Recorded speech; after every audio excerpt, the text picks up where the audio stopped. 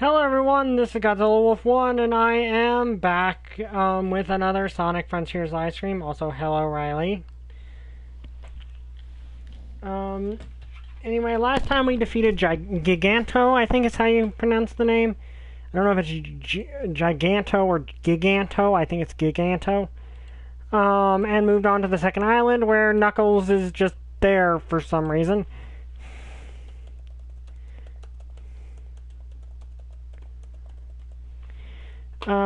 So yeah, it's so far interesting game, enjoying myself.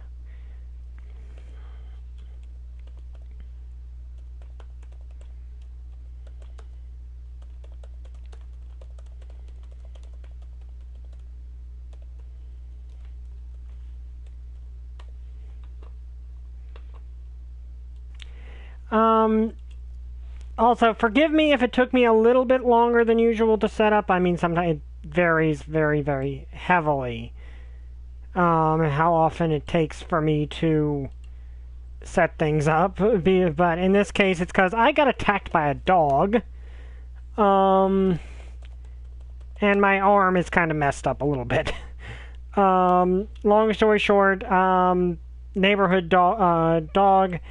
Not the best trained animal, especially because they were, I don't know the exact details, but, yeah, it attacked me, and it was a big dog. Fortunately, my jacket protected me, because if it had not, I would probably be in the emergency room right now. So, thankfully, I'm not that badly injured, but my arm is going to take a while to fully heal. So I might have some difficulties because of that. Let me see, where do I do here? Just messaging this out. Like, carrying my laptop upstairs was a little more difficult today. Let me see here. Message that out to you. But yeah, that's basically going to be something I'm going to have to deal with for a while. Basically, it bit my arm, but like I said, my jacket was fortunately in just the right place to absorb most of it. So the teeth did not actually pierce the skin, but it did, like, the bite force did push down hard enough to leave a wound, so gonna be a pain for a while, especially because trying to think here, especially because the what was I going to say? Especially because the dog did not have its shots, so I was very fortunate it did not penetrate.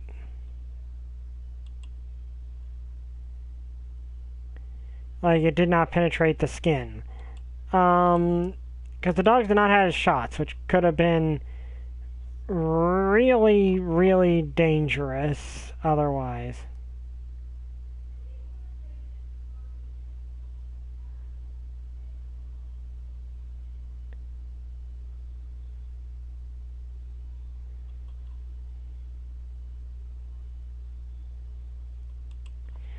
But anyway, did continue Radiant Citadel this week, which was fun.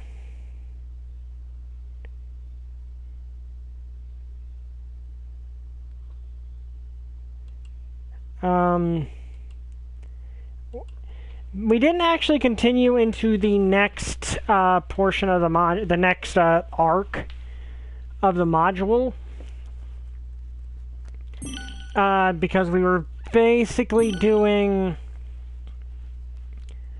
a bit of... We basically had a mainly role-play and downtime episode, but did get some character development and all of that.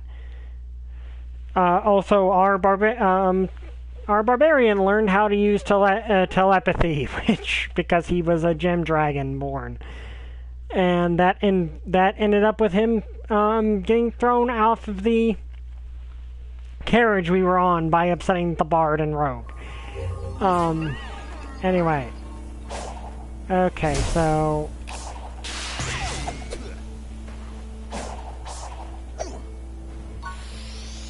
Okay.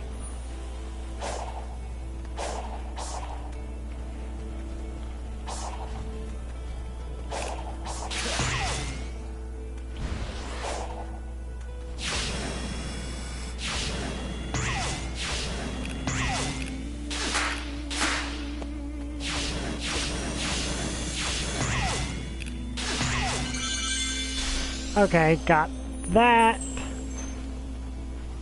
I see one over there.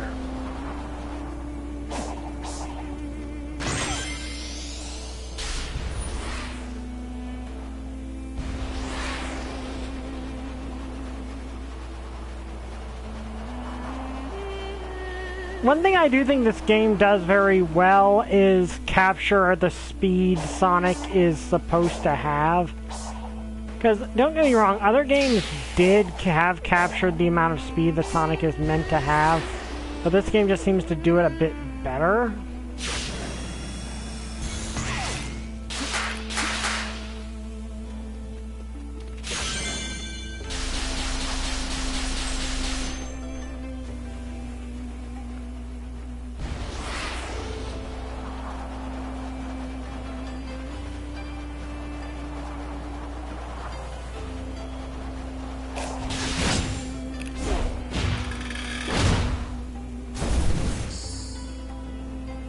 Okay.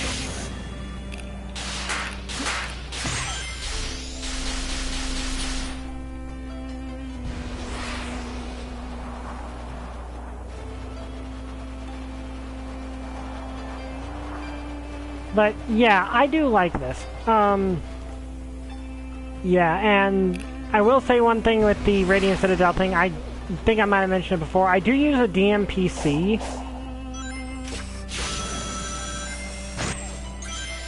Which I know are frowned upon, but one, the party was fine with it, and two...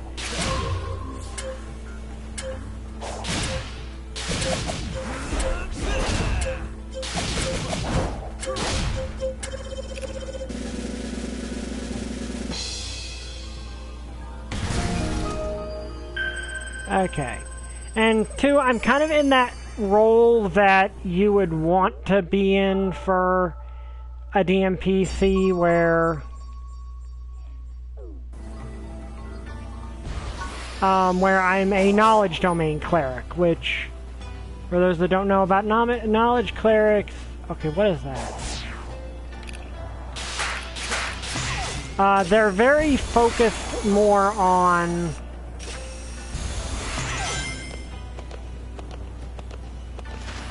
well, as the name would suggest, knowledge, than they are on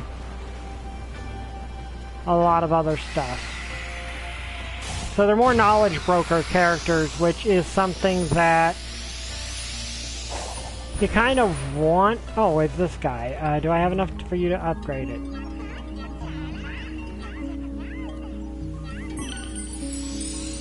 Yeah, I'd like my speed to level up.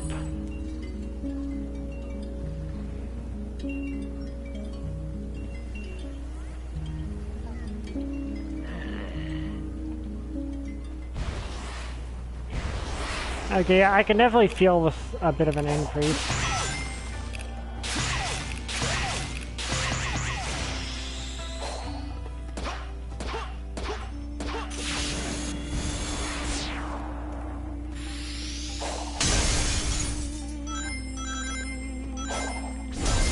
But, yeah, basically that's my...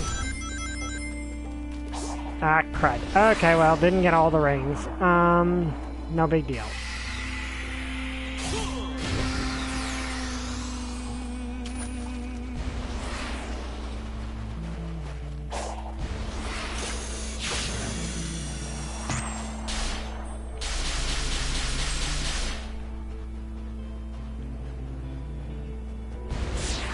But yeah, like the thing with knowledge clerics is they're based more around pursuit of knowledge than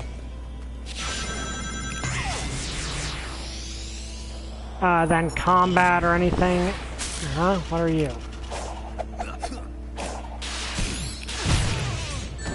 Okay, I see what I need to avoid doing here.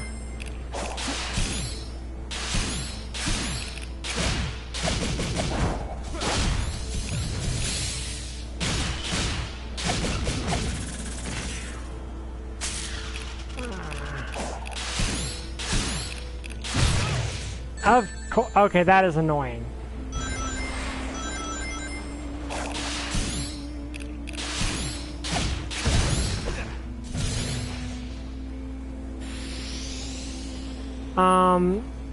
Yeah, now the thing with knowledge clerics is they're more built around information gathering and stuff. And one thing a DMPC is kind of good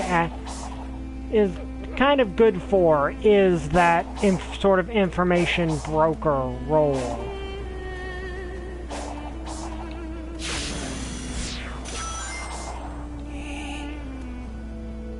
So, also hi Riley. Riley is next to me on the bed, like next to my ear.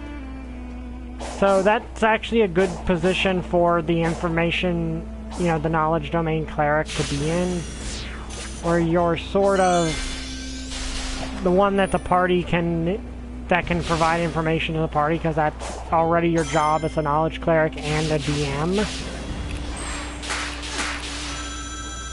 So, in the end, honestly, it was for the best. Oh. Also, hello, Riley. She's next to me on the bed, purring at me. Are you purring? Don't know if you can hear her. Have you been here before? You're navigating the island like it's nothing. Oh, no. See, when I interact with these things marked with this symbol, I automatically learn the lay of the land. It's like the island is beaming a GPS signal right into my brain. Pretty cool, right? I'm sure that's the ancients doing as well. I wonder what that symbol means in their language. Now, come to think of it, you don't actually see it printed anywhere in the villages. I guess the true meaning is lost to time. Huh, that's interesting.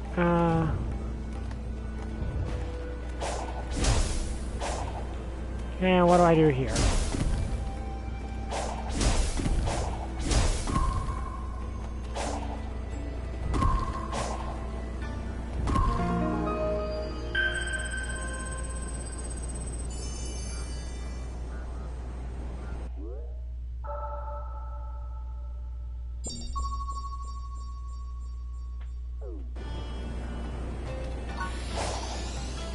But yeah, so that's how I'm kind of playing things a little bit. And knowledge domain's not like super powerful, so they're not like stealing away too much from the rest of the party.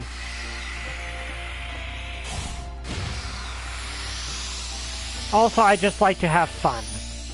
Like, that is genuinely the way I feel about it, is I just want to have fun.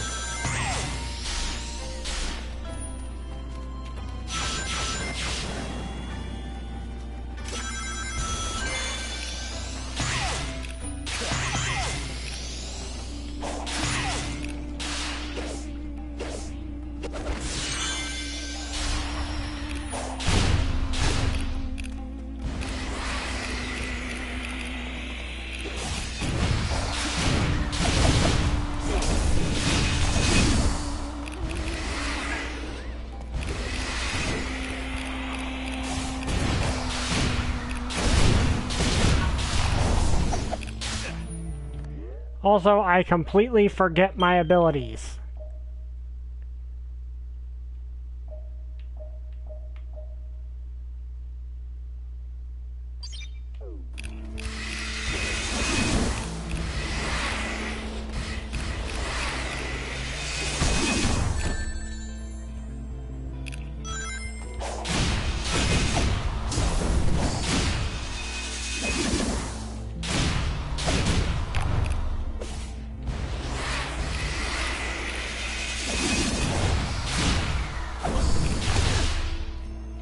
Okay, how do I do that one move? That's the problem with having so many moves.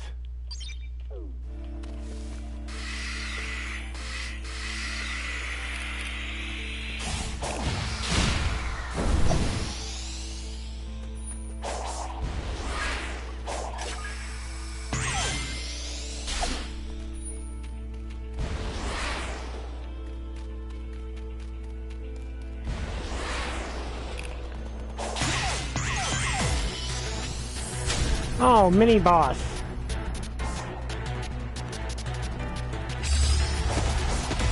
Okay, let's see. What are you going to do?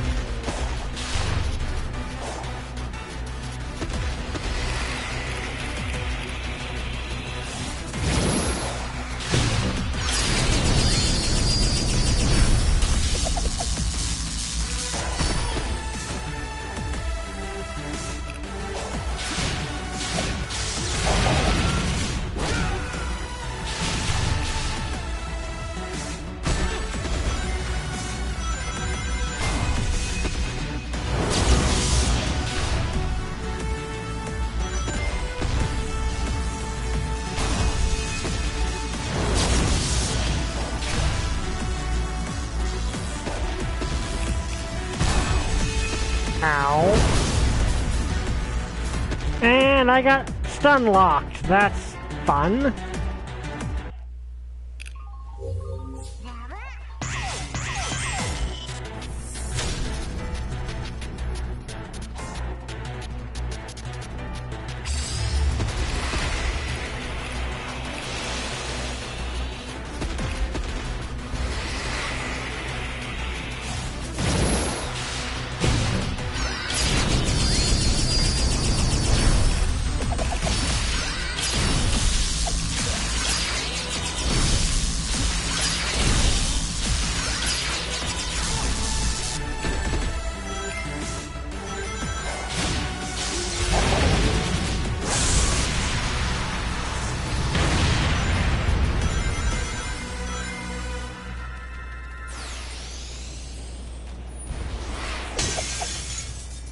Okay, that was an interesting boss fight.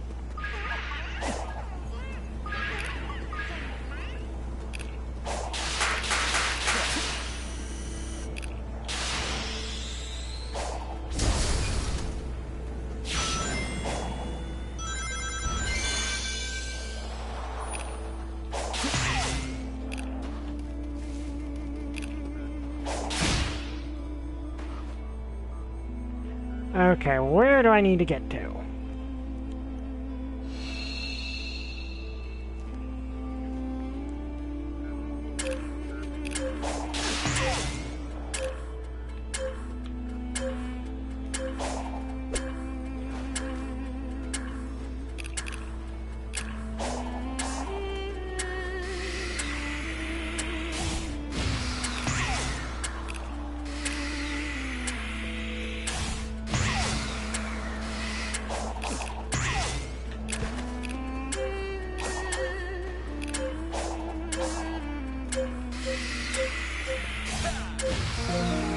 Okay, that was a little more difficult than I thought it was going to be.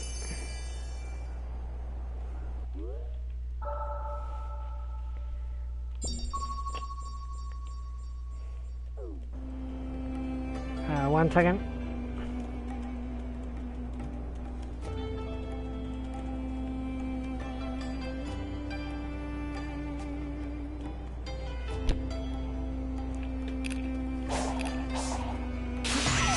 But yeah, like, and it's fun. Basically, and this is one thing that was kind of fun, is we basically, because it's a knowledge domain and because, you know, it's the PC I'm using to sort of provide information to the players on occasion, I made her a teacher.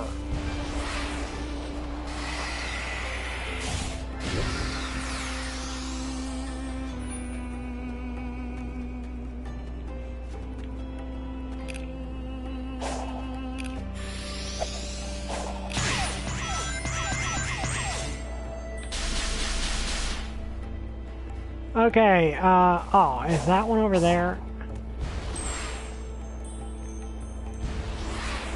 That's a huge wall, and an equally huge hole through it. Yikes.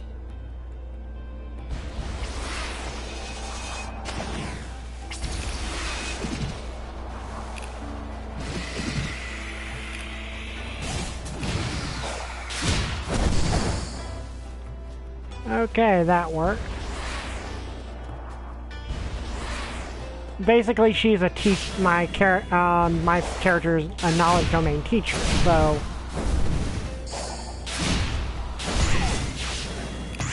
So, you know, part of the... It worked out for the plot to have her work that way. Well, worked out overall for her to...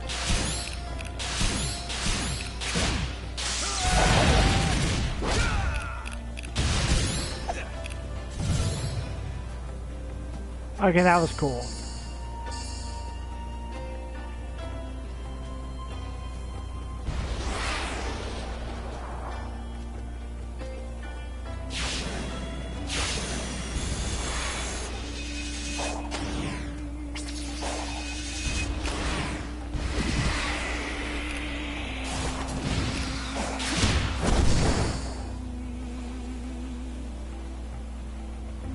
But...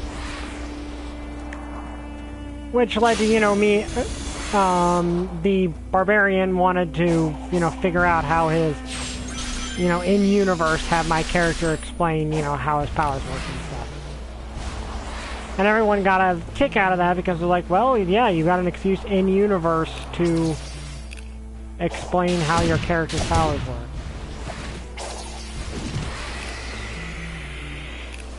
Which is always fun.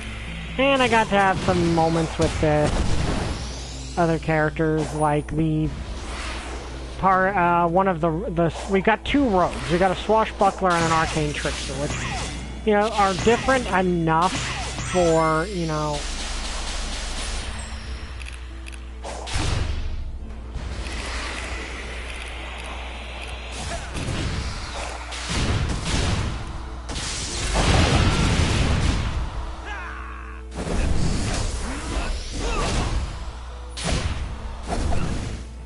That was cool. I do appreciate the variety of super moves you get. So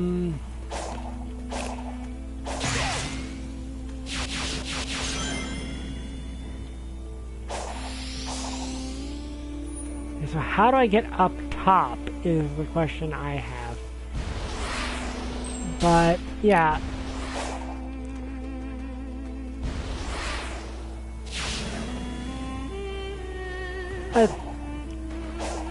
But yeah, we got a swashbuckler rogue and an arcane trickster rogue, and those two things do work very differently. Okay, over here it looks like.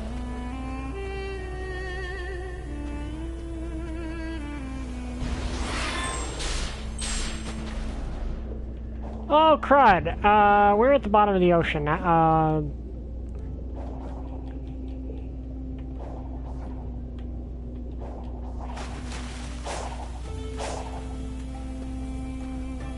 Sonic's greatest nemesis, water.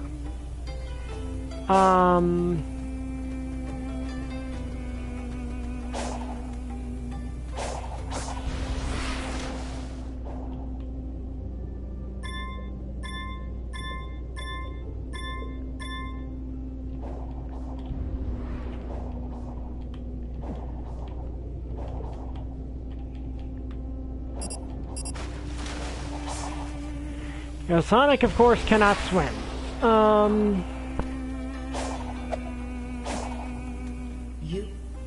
You are not ready.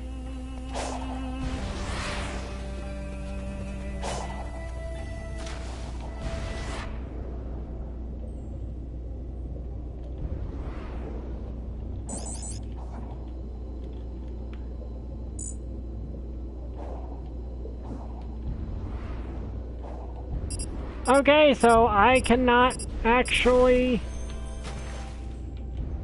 deal with that. Okay.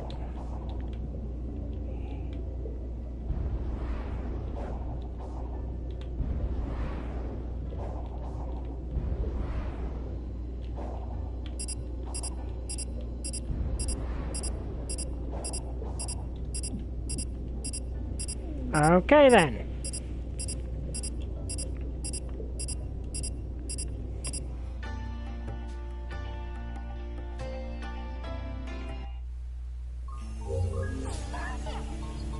Okay, so how do I get on top of that?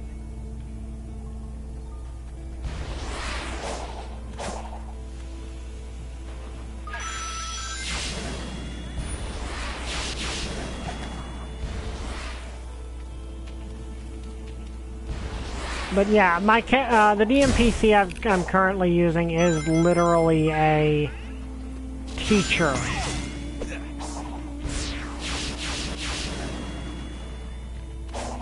So it kind of works for the sort of use them as a knowledge repository sort of deal, like, you know, a knowledge broker for the help players figure stuff out. Also, this is a giant gun of some sort.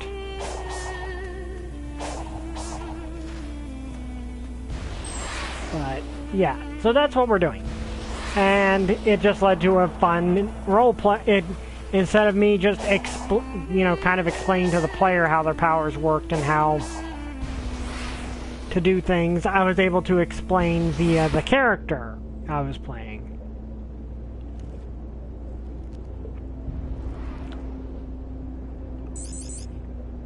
In universe, which I don't think I need to explain, is a lot funner than just being the DM telling the players how things are gonna work. That, like, again, I'm the DMPC, but that does not mean I'm the glory hog, and that's not what I'm going for at all, so. And Knowledge Domain Cleric is pretty good for that, all things considered. Okay. How do I get out of this canyon?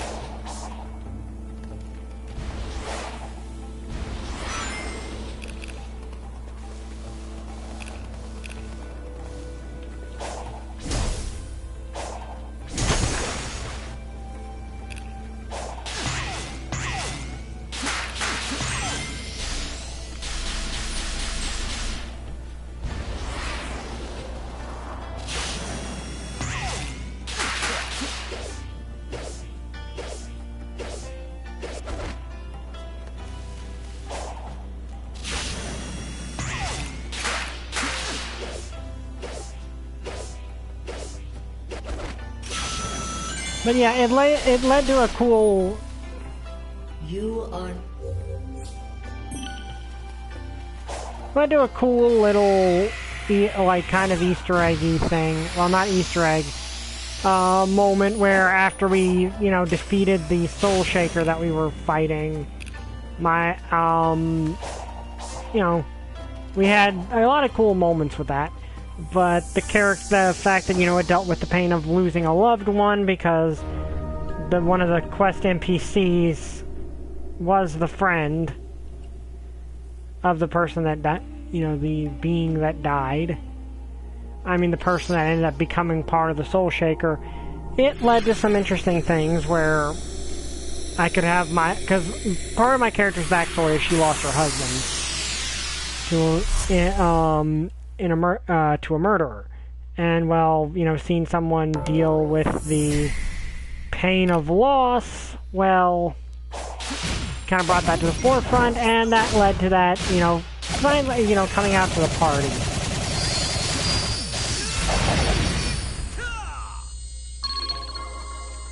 And, you know, having an interaction there, which... Ooh, okay, chemical plant again.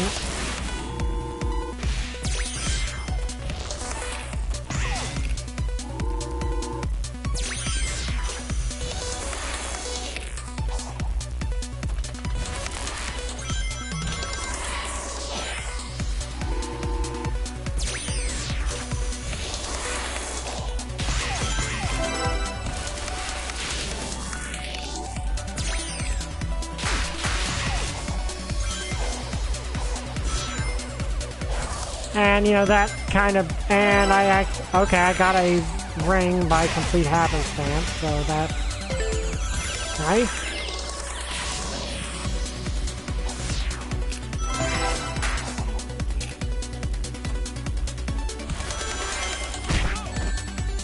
Ow.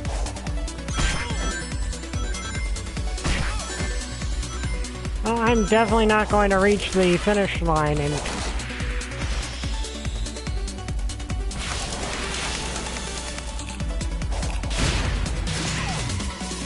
one thing I do like about these stages is they're fairly fast-paced, so I don't feel like I'm being forced to... Okay, I missed one. I know where I missed one.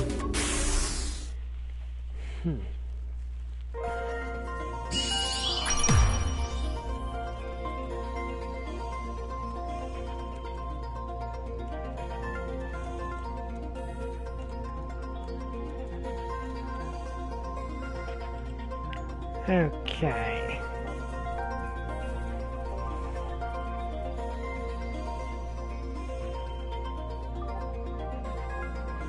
So yeah, definitely going to be doing that again.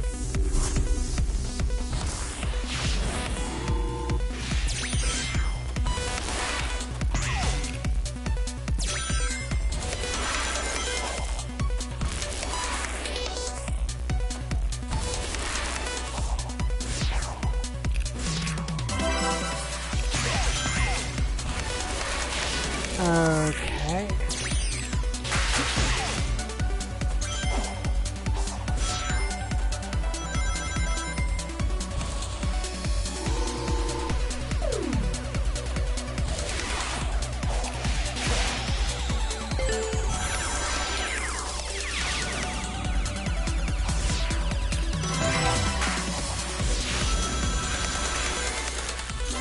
There we go.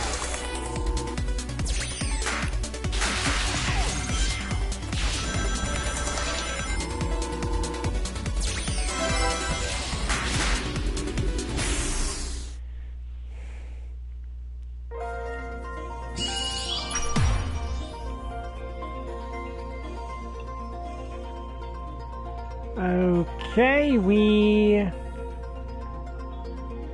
I'm gonna do that again. Like, that's the thing, is these are short enough that I don't actually feel bad about, you know, going through them multiple times to try to get things.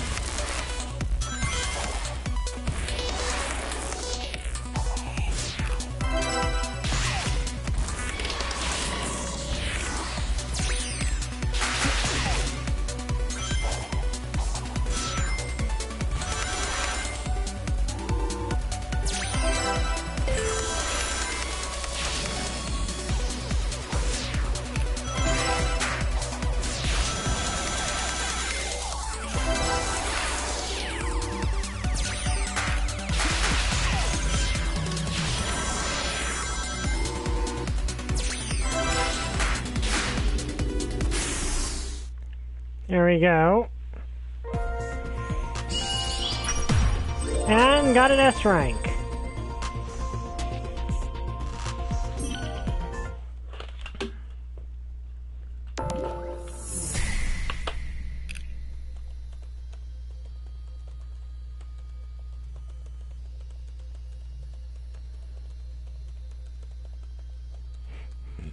Excuse me.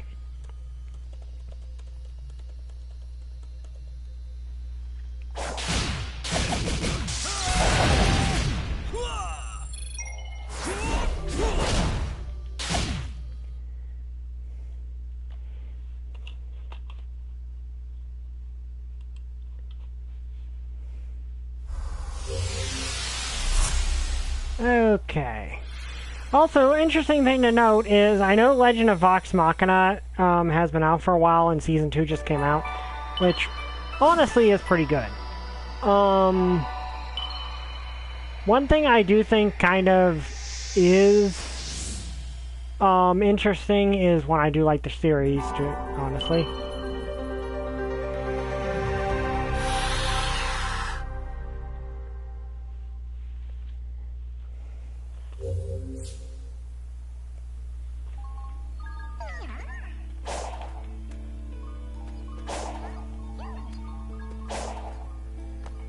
Okay.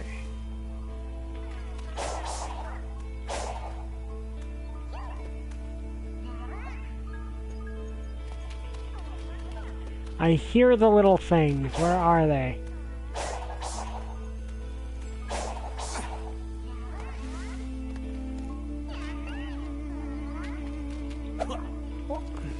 Okay.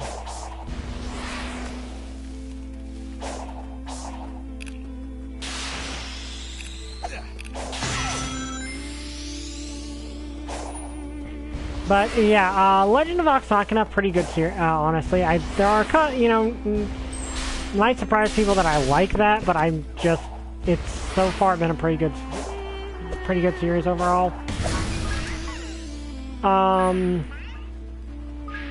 Though it is a very gory series. Like, they do not hold back on gore. Like, you'd be like, oh, it's just Dungeons and Dragons based. How much gore could there be? Clearly you have not seen how some people do the "how do you want to do this" responses to getting a kill shot on things.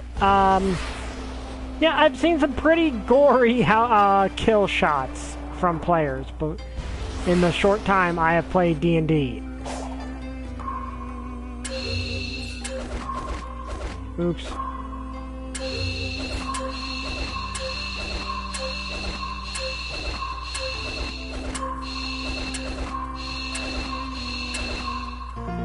I find it hilarious that the ancients locked some of their secrets behind what amounts to a rhythm to a Dance Dance Revolution pad.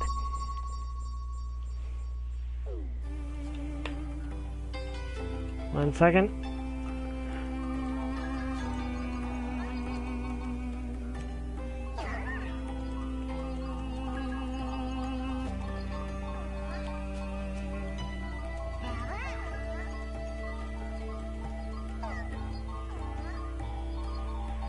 Okay.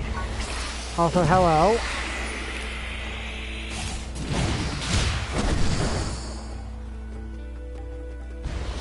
But yeah, I don't know how many tables actually do the "how do you want to do this" rule. For those that don't know what that is, basically it amounts to player gets the killing blow on the monster and DM lets them give a detailed description of how they land a kill shot. And yeah, you might be surprised to learn that D&D players can have a lot of creativity when it comes to what the killing blow looks like.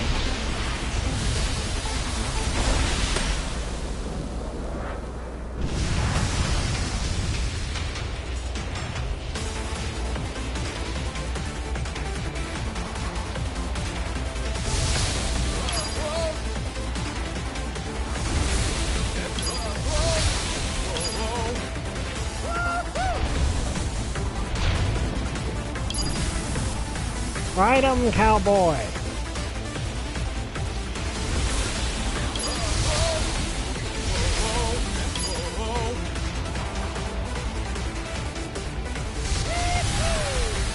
But yeah, there being gore in Dungeons and Dragons is not exactly a new thing. It depends on your table, though. I just know at my table we did have quite a bit of gore at times because some of the players had very, very healthy imaginations.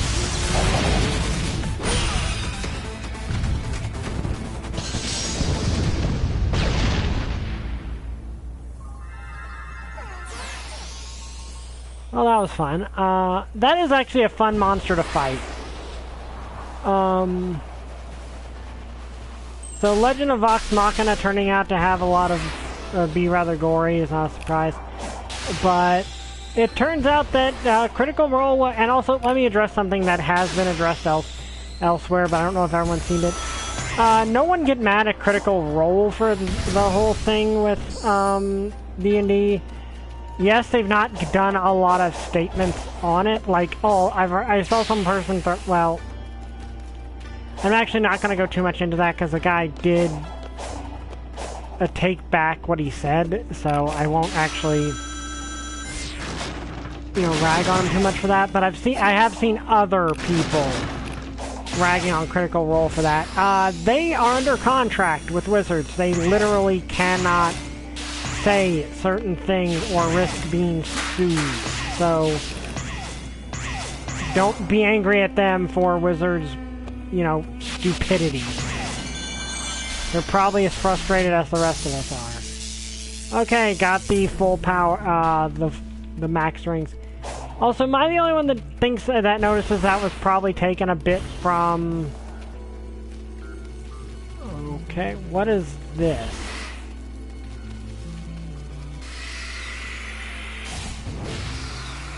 Okay, I got it.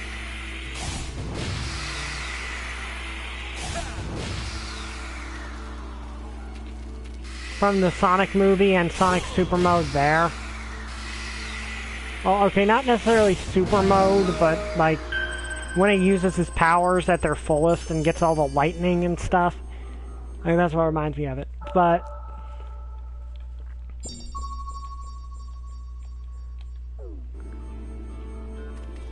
yeah, yeah, but no one get on the Critical Role people's case for that.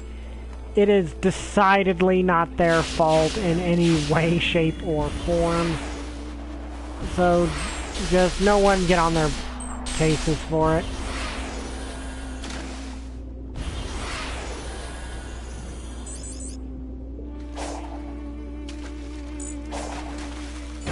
I have seen a few people do it, and that's just not cool.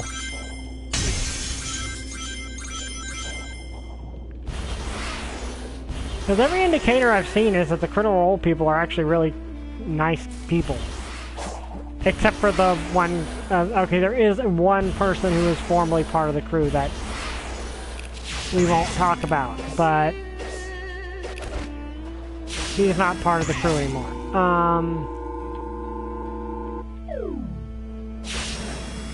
But regardless, the interesting thing is they just announced that the second campaign that they did, Mighty 9, is actually getting an adaptation before the first one's actually finished. Which is kind of interesting. And I'm somewhat curious how that's going to go. What did I just do?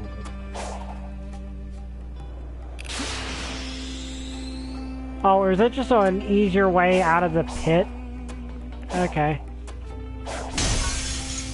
And I've seen a lot of people say that in some ways that's a better one than Vox Machina. Or that than the first campaign, which I'm not sure. I'm relatively new to D&D, just in general.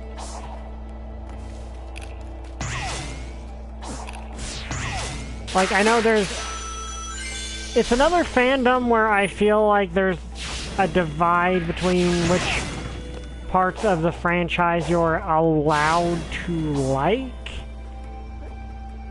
Like, I've seen a lot of people that are like, oh, there's only one, you know, there's only sort of one version you're allowed to enjoy liking.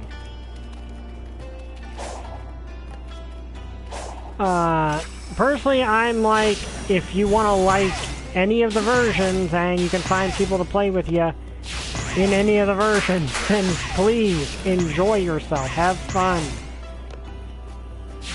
Like, personally, my entrance to the franchise is with 5th edition.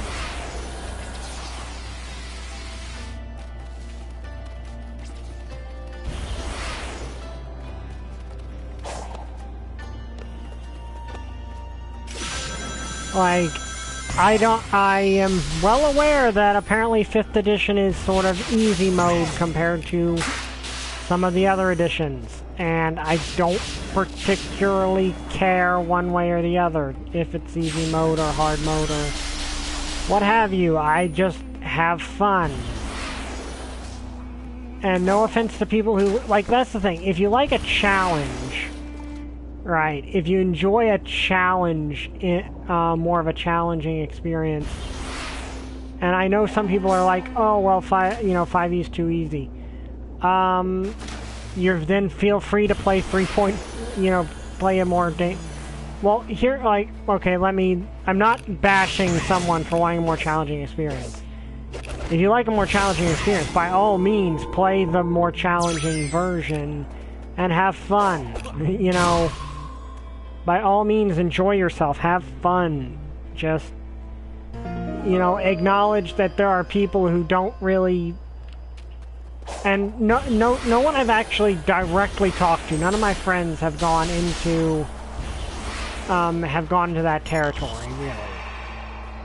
But I've seen people online and like entire videos devoted to, you know, trying to act like 5e is like super awful.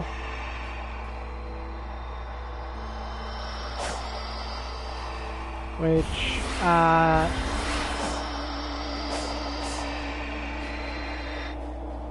thing is, it's not. Like, at least not to me. Like, I so far have not had like a super tough time with anything in 5e, but that's not really why I'm playing. I'm playing to have fun with my friends, and if your table and your friends like 5e and, you know, just want to have a character-driven experience,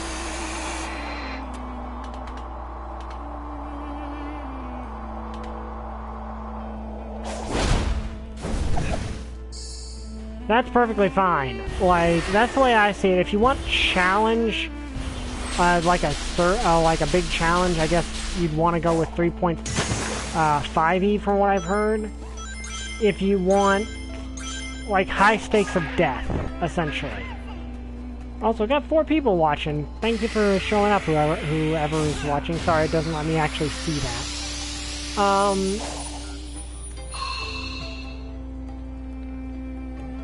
But the way that I see it is,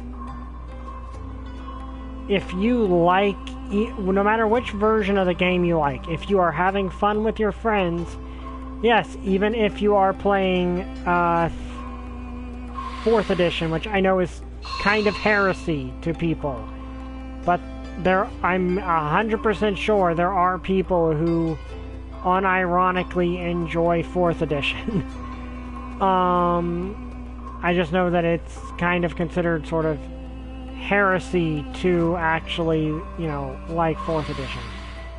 I don't particularly like what I've heard of 4th edition. I'm going to be honest there. But if someone likes 4th edition and they can find people who like to play it, more power to them. Like, yeah, and I once more screwed that up. Okay. Trying to think here. Let's see.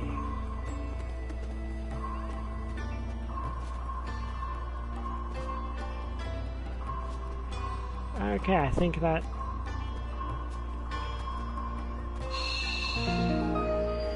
And I'm sure there are people who like 4th edition.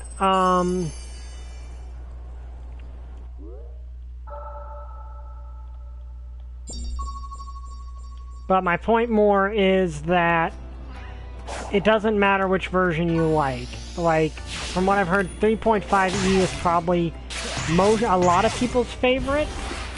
But I'm going to be honest, I don't particularly like... apparently the older editions had this whole... Your characters are going... you're going to probably go through, like, a bunch of different characters, and they're going to die, and have a bunch of backup characters. And if that's the kind of experience you want to have, more power to you. Like, that's perfectly fine. There's nothing at all wrong with that. Just know that that is not everyone's cup of tea. Like, I was very attached to Daphne, my druid character from Rim of the Frost Maiden, when we did that, when my table was doing that game. I did not want her to die. Like, I did not want to... Like, I don't really like the idea of making these characters being invested to them, and then, you know, you're throwing them into a meat grinder expecting for them to die.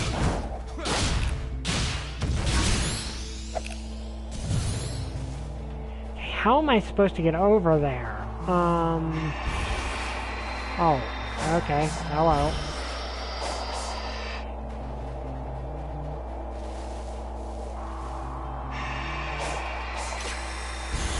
And if that's the kind of game you like to play, that's fine. I just more get invested in my character and wanting to see the story through to the end than... Now, don't get me wrong, I'm fine with a challenge. But I just don't...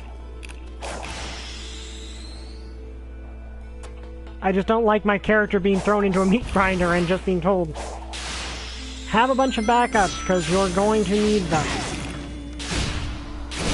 Like, that's just not my way of playing. If it's your way to play, that's perfectly fine. Like, I know there are people who really like that way of playing. And more power to you if that is your prerogative.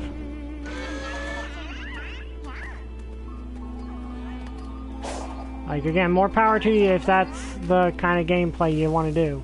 Like, it's the same the way I see it is the same mentality of how some people really, really like Dark Souls, and then there are some people who just cannot get into it because, well, you're expected to die over and over again until you figure out how to solve this. And to some people, that is really cool, and they really like it, and it's just the way they do things. That's not me. Like, when it comes to me, I'm just like... I like game... and also, this is actually kind of harder with the full power thing. Okay.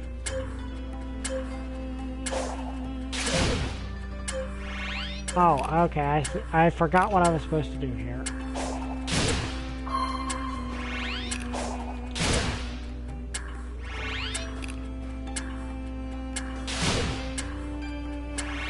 Okay. There we go. Sorry for going on this tangent, but I've just seen a lot of arguments between people online about this, and my perspective on it is, if you prefer... It all comes down to which do you prefer. Do you prefer do you prefer having at least some... Like, your character might die, but but you don't have to necessarily go in expecting your character to die a million times. Or is your table like really hardcore challenge people, or are they... I'm trying to word this right. Or are you... It all is about the kind of game you want to play, I think is what I'm getting at. Like, I have not played 3.5, but I'm aware that it has a reputation for being a good bit more difficult than 5e is. And for some people, that's what they like. They like having this bigger chance of death. And don't get me wrong, I don't mind the idea that my character could die. I'm perfectly fine if my character has a chance of death. But I don't want to have to come with a million backup character sheets, which is, it seems like it's sorry if I'm stereotyping a little bit, but it seems to me that is some people's perspective of what makes a good challenge in D&D and this is just online. Like, I might be completely wrong. But...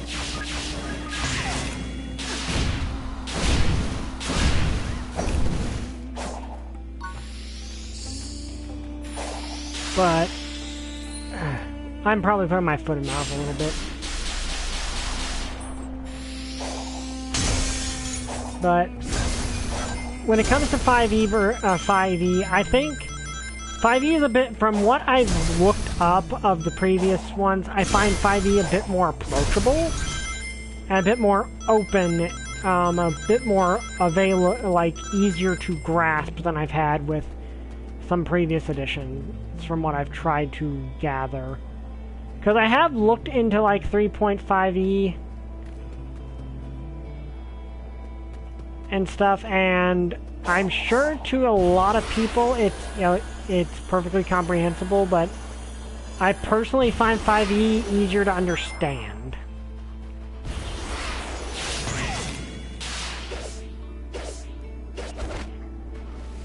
Okay, well, that's a Chaos Emerald.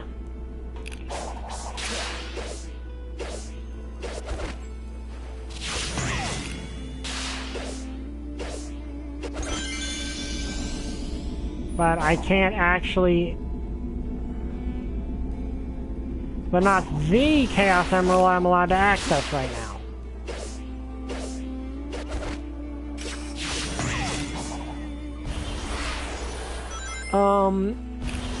But to me, what makes D&D fun, and this is, I think, the big thing with anyone who wants to play D&D, is what makes it fun for one person doesn't necessarily make it fun for everyone.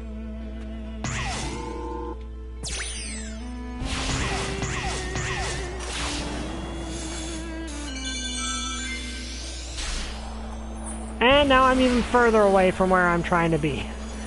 I cannot find my way over there.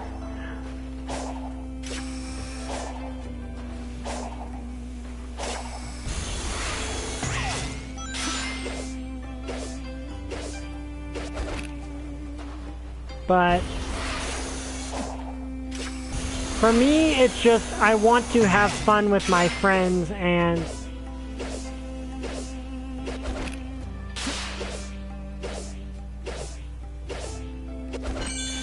I don't think I'd really have that if I was constantly having my character die.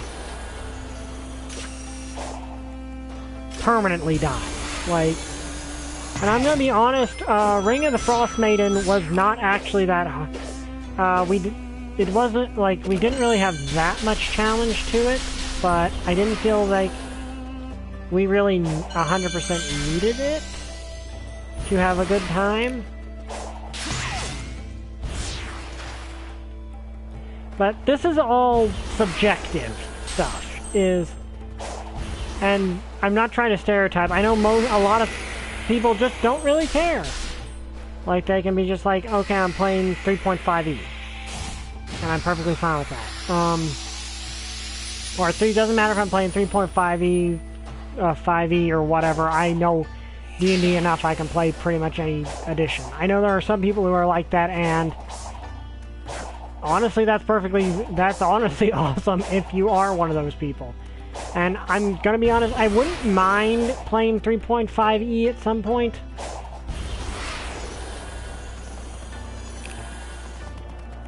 I think another thing that some people have difficulty understanding, and this is mainly the people online who kind of how do I put this? I've seen people online who kind of shame people. There's some people online who kind of shame people for wanting to play an easier game, and not everyone, obviously. Most people are not like that. Most people are just like, oh, you like 3.5e? Okay, that's fine. You like 4e? Okay, I don't know why you like, I know that 4e has a much bigger stigma compared to the other ones. You like 5e, that's perfectly fine. So long as you're enjoying yourself, it doesn't matter. But then there are some people who I've noticed, I've run into online, like certain, places on the internet where it's just like, oh, you like that version. Well, it's not as, you should be playing this version because it's tougher. Not everyone likes tough. Or not, and here's the thing, it's not even a matter of really a matter of 5e being tough or easy. It's more of a matter of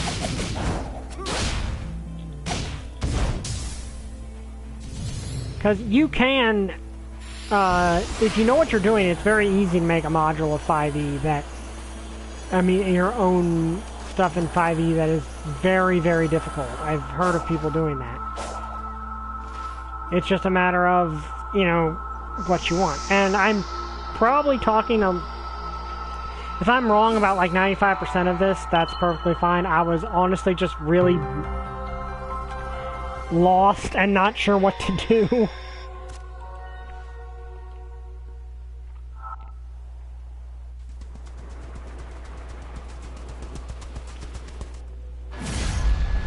Oh dear.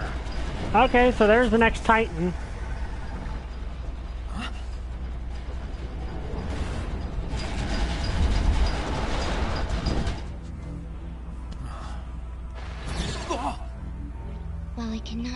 control it, I can awaken its rage against you.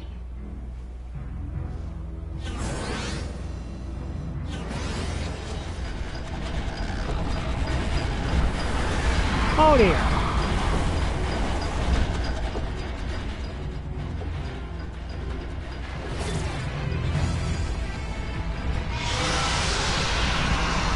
Gotta find someplace safe.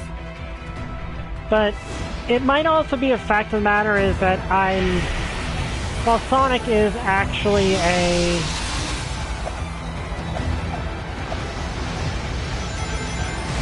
a really good, and it's shooting all sorts of missiles at me.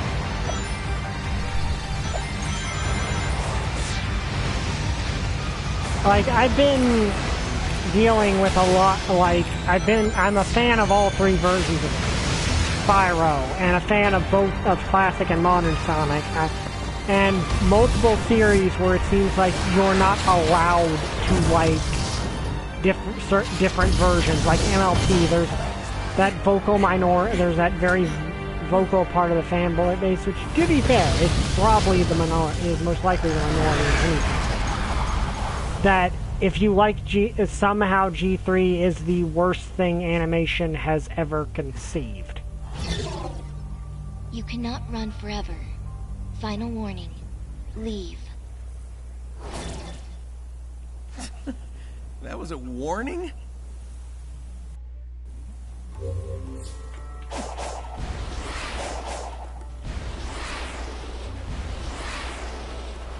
But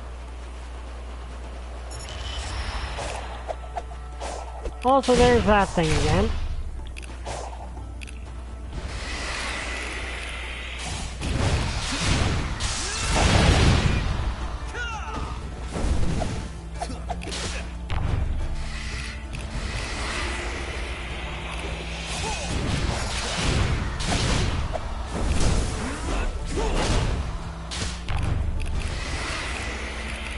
But I'm used to being in multiple fandoms where for some reason you are not allowed, like you're only allowed to like this specific version, or you're not a true fan or something.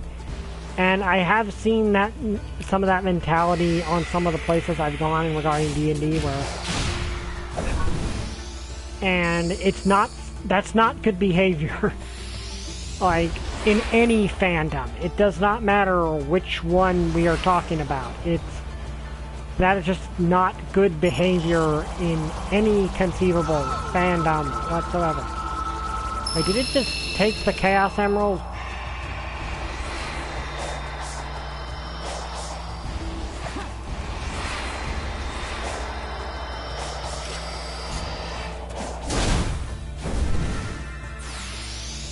Okay, so those things can steal the Chaos Emeralds. That's great.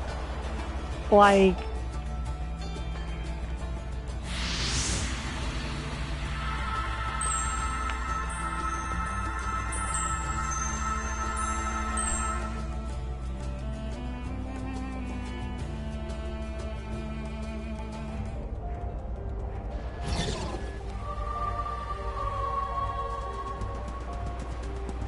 Father was right about you.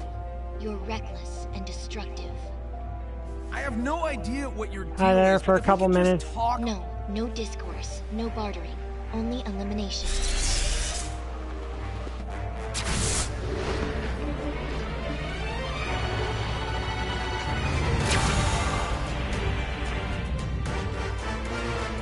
Oh, nice job, Knuckles.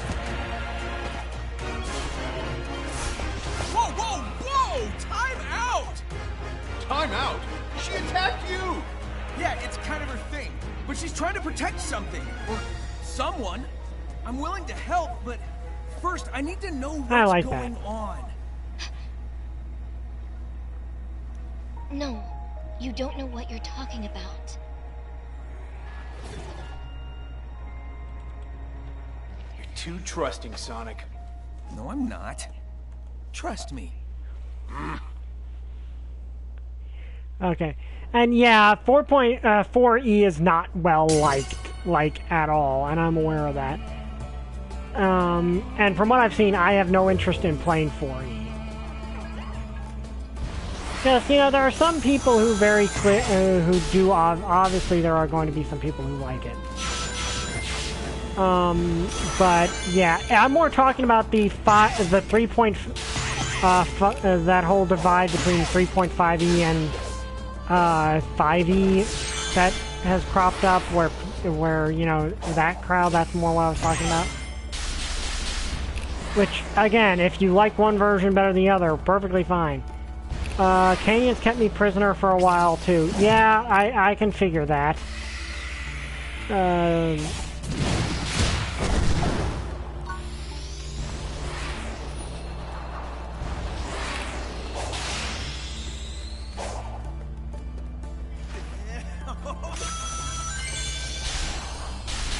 Yep, definitely trying to eat me.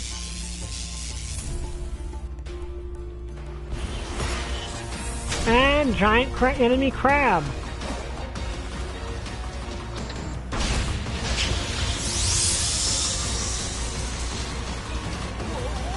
Yeah.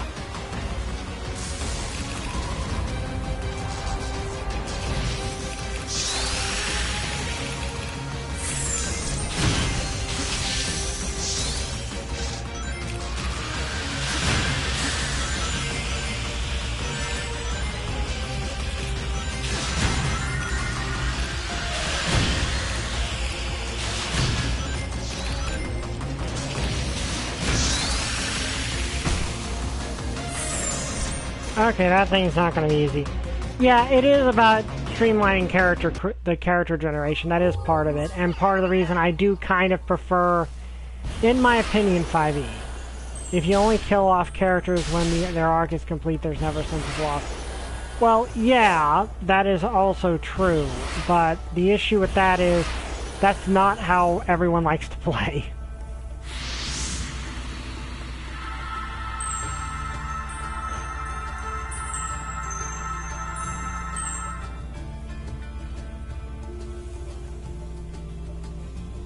I hate Dark Souls for the sheer bleakness and anti-religious tone. I can agree with that.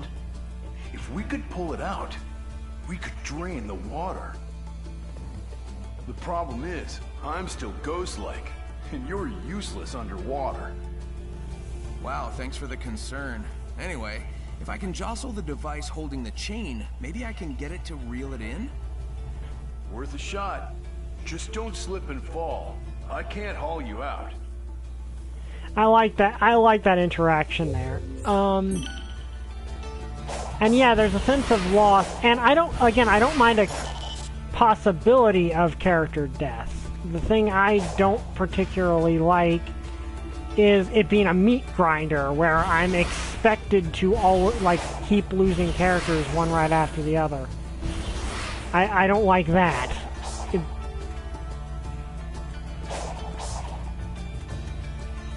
Okay, so what am I supposed to do here?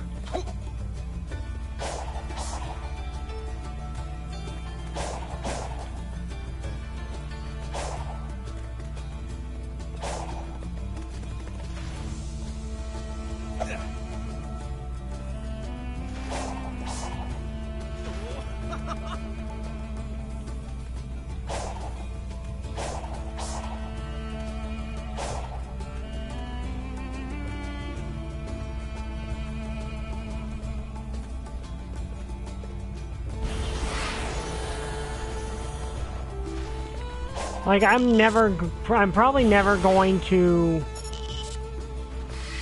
play Tomb of Annihilation. Like, that's definitely not something I'm going to ever play.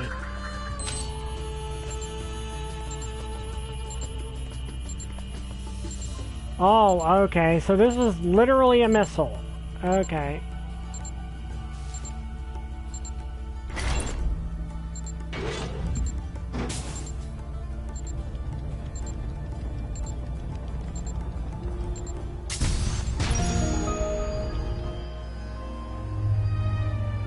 So yeah, that was a can.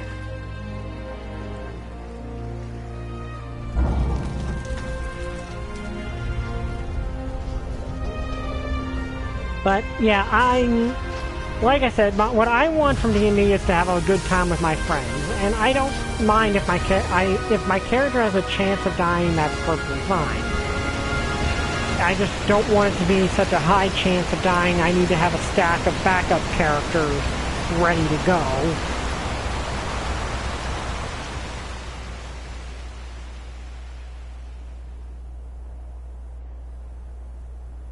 Wait, was draining the Oasis the best idea? Well, hey, you've revealed the way forward. That's what's important. Says you. You can't feel this heat. Oh well. Race you to the next emerald. But my bigger problem is that whole sense of you're not allowed to fight like a certain version of this game. And part of that is I'm part of the Spyro fandom and the Sonic fandom, and both of those fandoms have had a really bad habit of that divide among them. So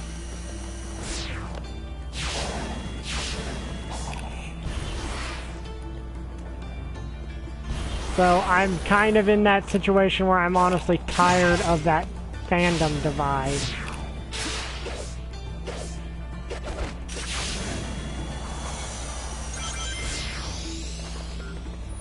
Now, where am I supposed to go? Also, what did I unlock?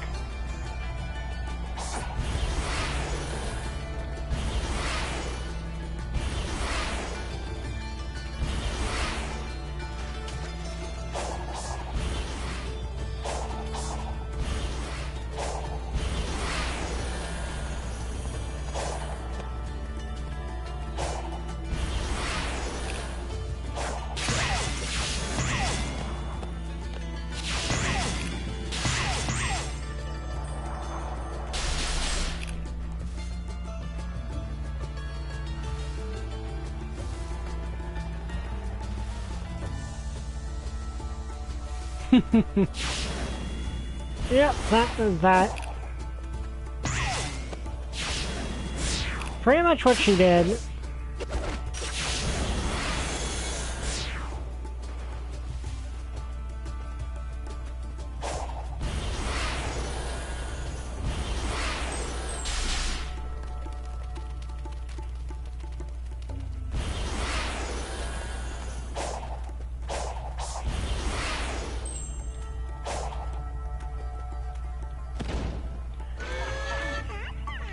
But yeah, I'm just kind of burned out on you're only allowed to like this version of this thing, and you're not allowed to like, say, the other versions that are in all likelihood just as good if you'd give them a chance.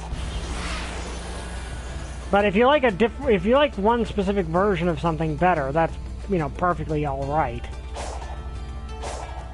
Okay, so why did I have to drain this to move on?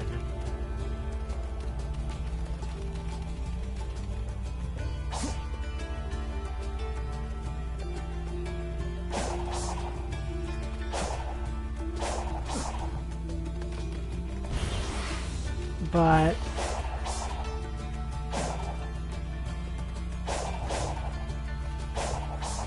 or did I just manage to sequence break when I got up there before?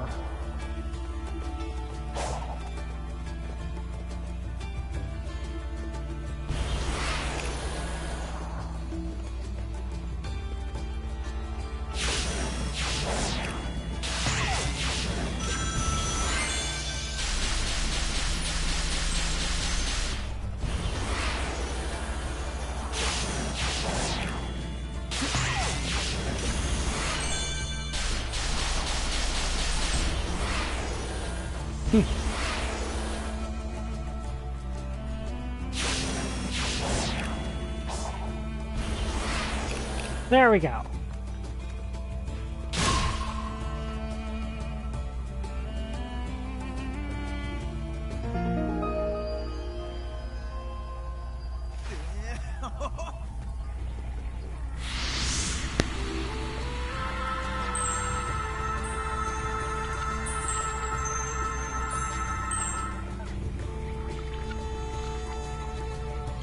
Okay, let's see what we got now. Okay, your flying nightmare is a step up from the giant. Very mobile. But it's going to end the same way. How are you able to utilize the Chaos Emeralds? I must reassess the battle parameters. I cannot afford to have you win again. Well, you know, you could call it off and let me save my friends in peace. No? Fine. We'll do it your way.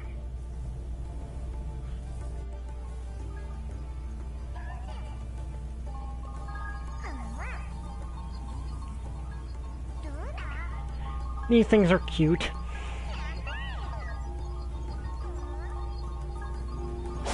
However, it does seem to be the general fan consensus is that 5e and 3.5e are the two best editions. Like, that is a thing that I've noticed. So, I am also going to...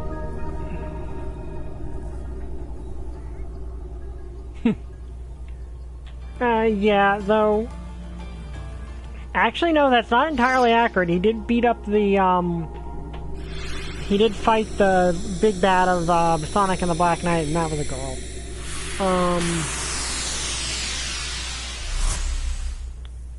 Trying to word this right.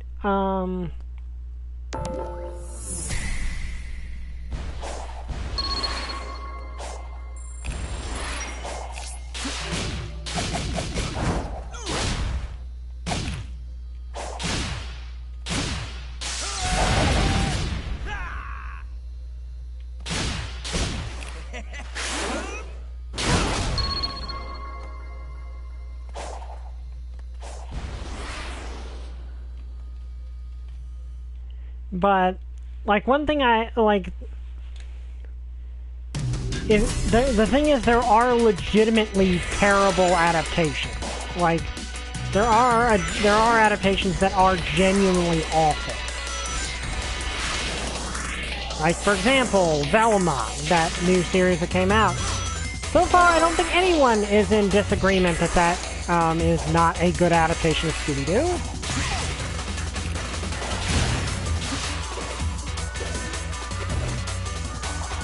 Yeah, that's barely an adaptation of Scooby-Doo to begin with. Or Teen Titans Go. I don't know many people who will say, hey, Teen Titans Go is really good. Also, hello, Alex GB23. Like, I know very few people who actually, and if you like Teen Titans Go, that's fine, but most people I've seen just are not big fans of Teen Titans Go. That is the only one I could never be. Yeah, and like I said, I actually really like these. Because they're quick enough, they're like quick and snappy, but still fun. Oh, okay, I got it first try.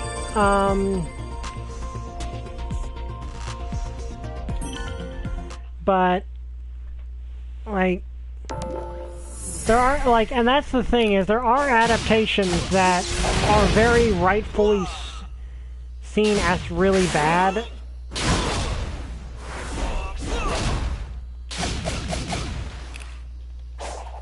Yeah, I kind of, yeah, I noticed.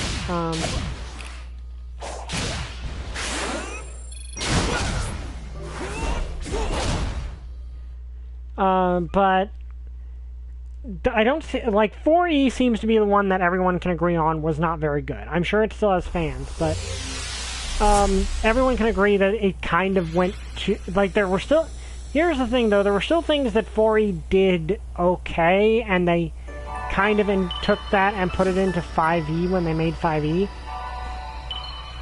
But for the most part, the reason 4E is disliked is it took the D&D out of D&D.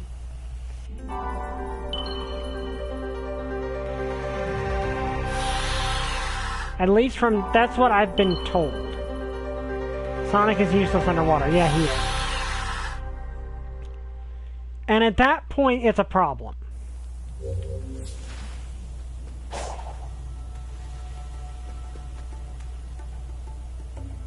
Yeah, I kind of do miss the freaky drowning music. It adds a sense of urgency.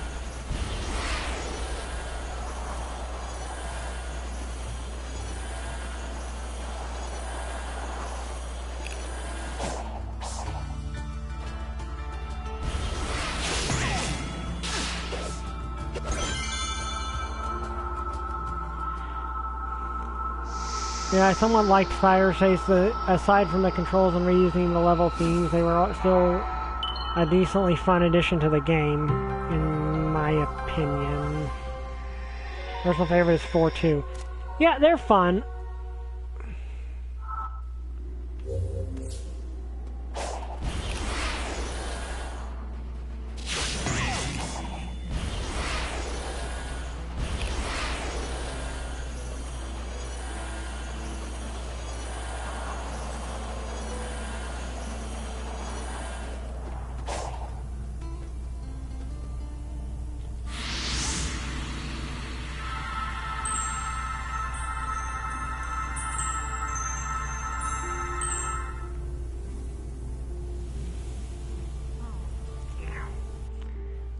Yeah. Also, if you hear me groan every once in a while, that's because my arm is still in pain from getting bit by that These dog. Coco are supposed to link up with another unit, but an enemy has them pinned down here.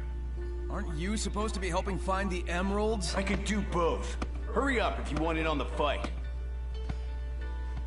Okay, yeah, that fits Knuckles.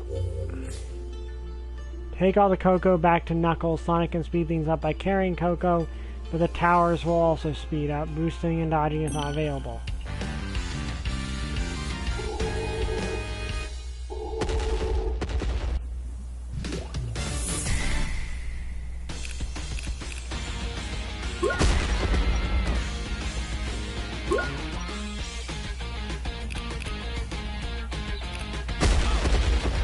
Ow.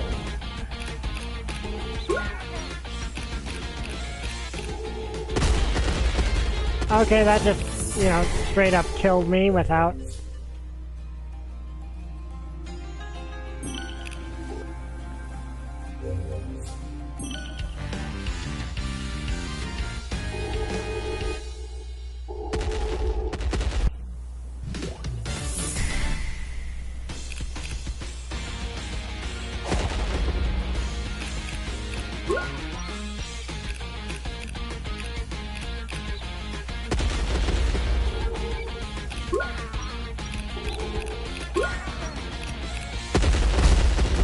Okay, that...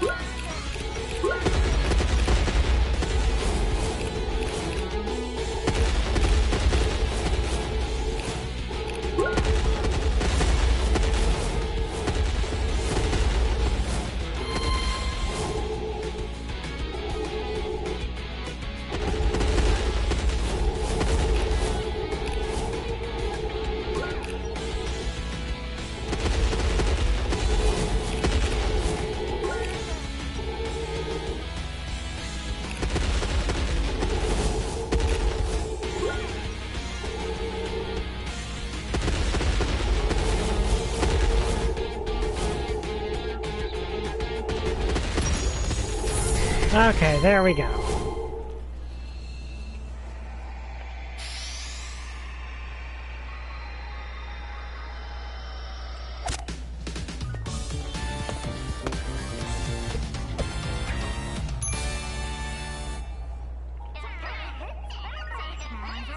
Nice work, soldiers.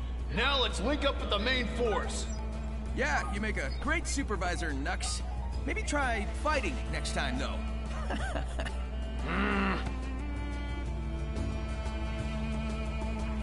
He is aware of what the Coco are, isn't he?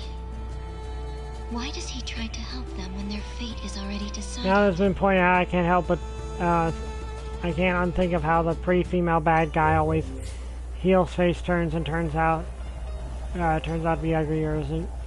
Not all the time, especially not in,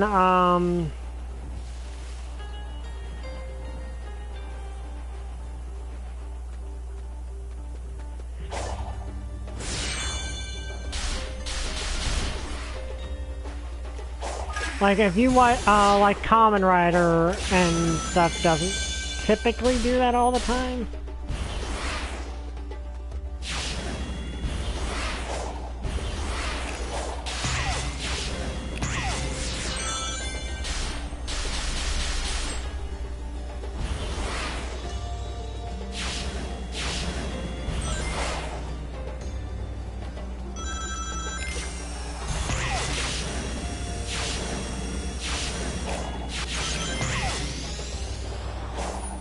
Okay.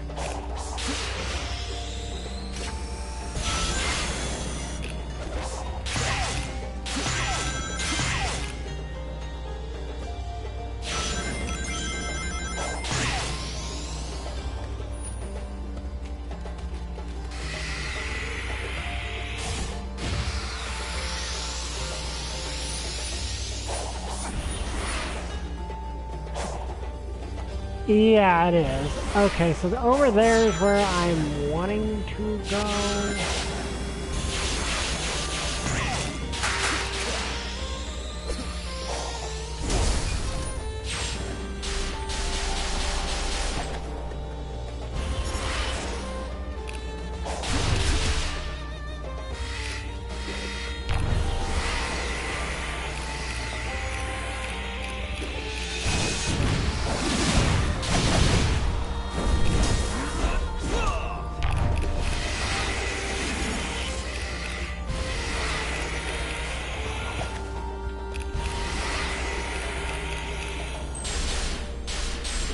Okay, I launched myself. You never did once did a ring about the bee's nest and the cut the grass. Huh.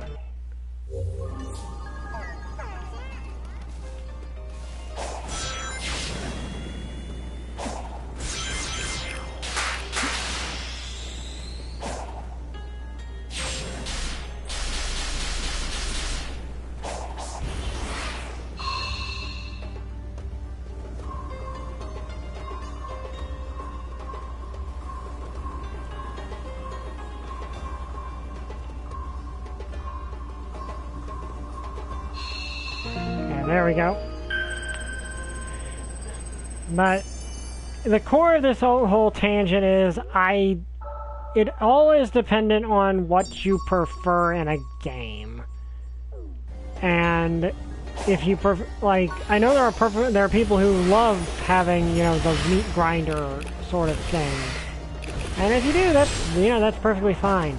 Also, yeah, I think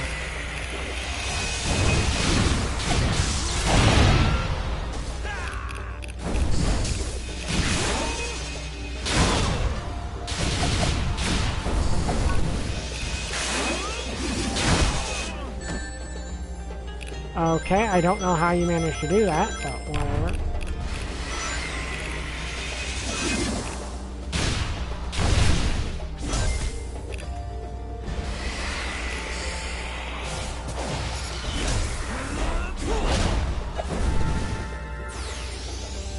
Okay, now how do I get up there?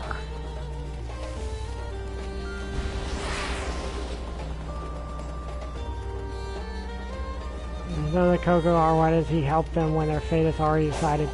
Yeah, there's definitely something going on there.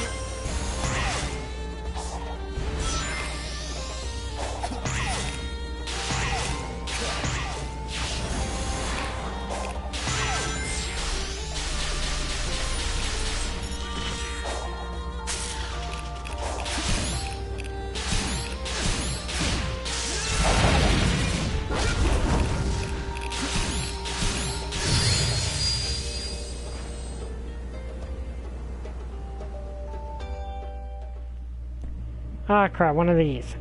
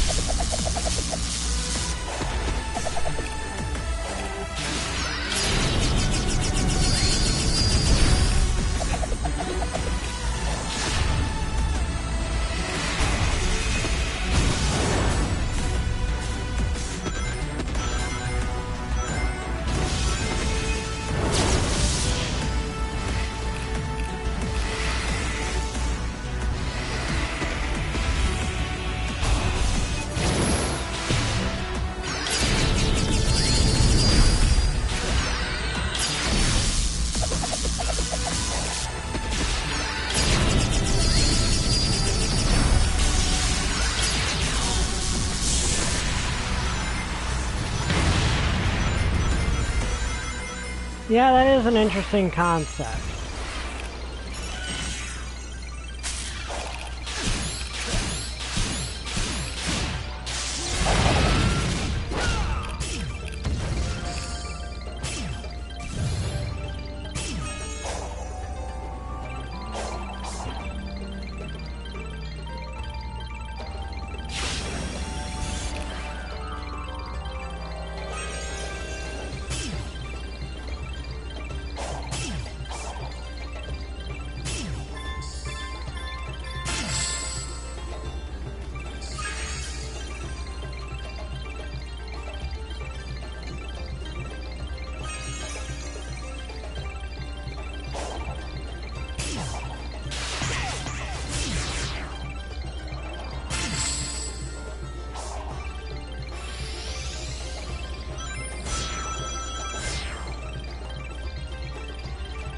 Okay, I am not sure how to get up to that one.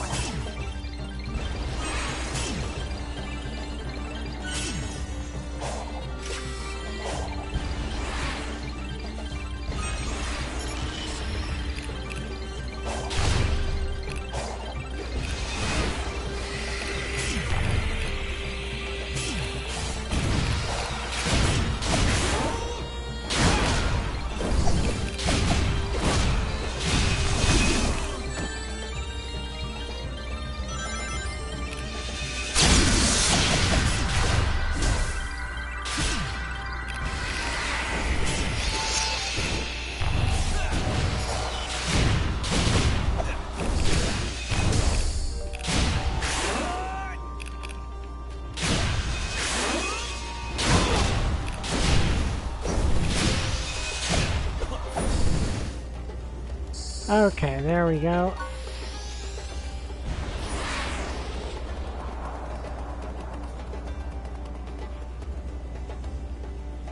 Like that over there, maybe, but I do not know how to get up there. Yeah, I want to do that once I find the fishing spot again.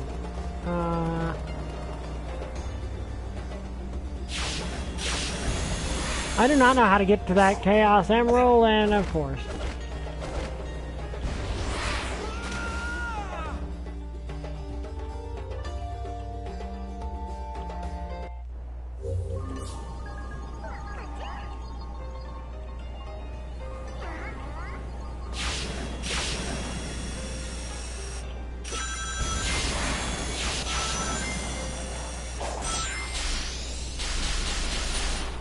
Here we go.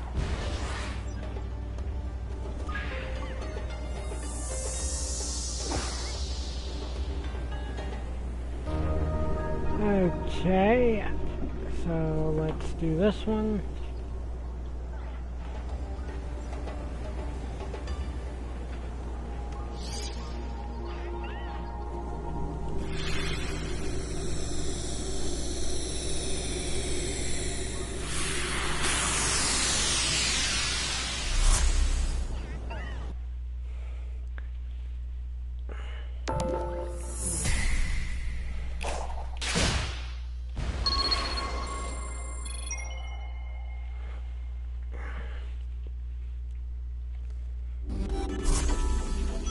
Oh, Sky Palace? Or whatever this was called.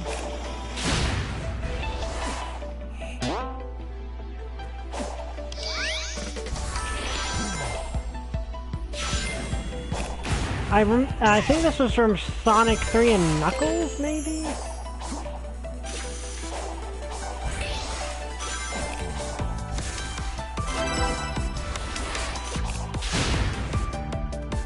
Yeah, I think it's from Sonic 3 and Knuckles.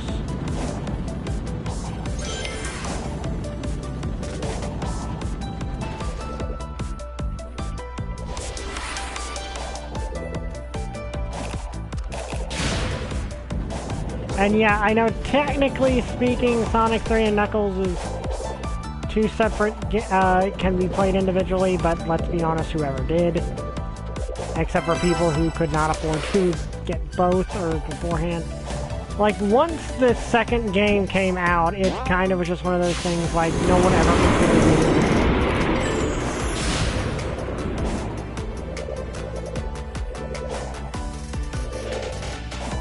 Yeah, the penultimate stage.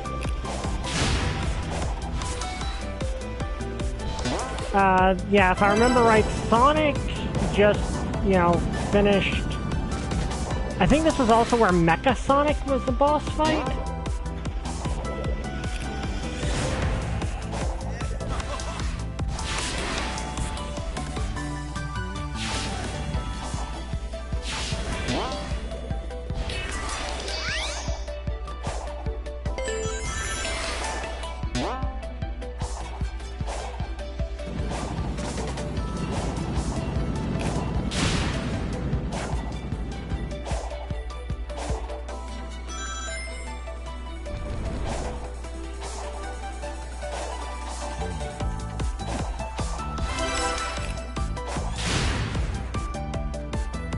Yeah.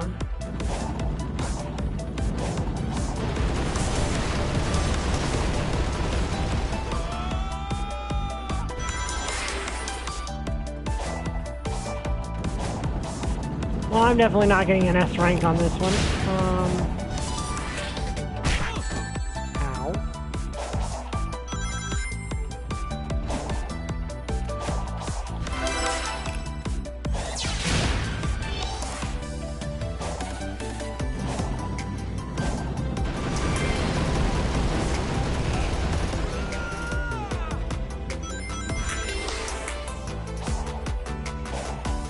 Well, I know someone, like, if you got it before you got Sonic, the other half, I'm more talking that after we knew that it was probably the first example of one game of that sort of thing.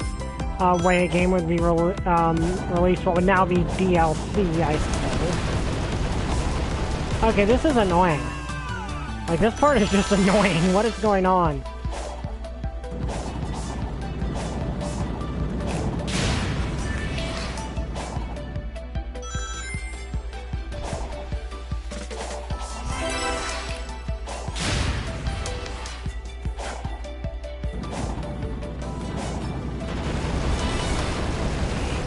Okay, how am I supposed to do this? Like, this is actually getting on my nerves. This is legit getting on my nerves. I'm trying to use the ground boost and it's not working.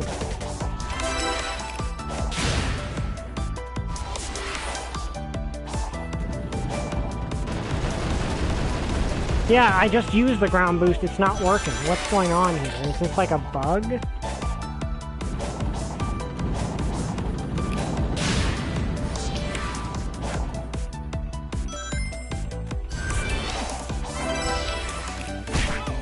Ow.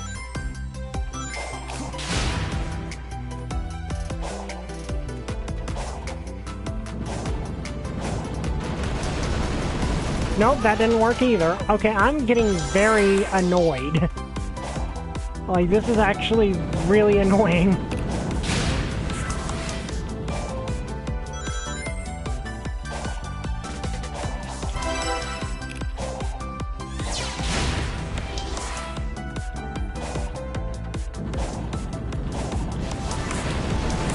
Okay, there we go.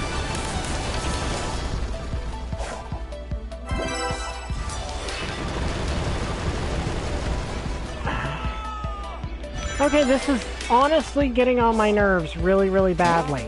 I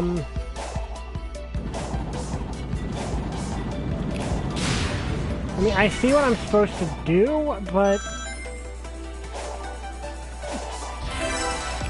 this is actually starting to, this is kind of ruining a little bit of my fun with this part.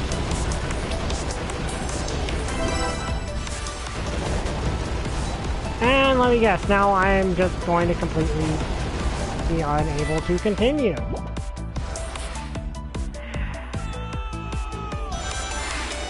I know what I'm doing. Okay, this is one of those times where the game really needed a little delay in what happens, because I can see exactly what's happening, and honestly, it annoys me. Because I see what it expects you to, instead of just landing, to do an air boost. Problem with that is kind of way too tight, and in that case didn't work at all.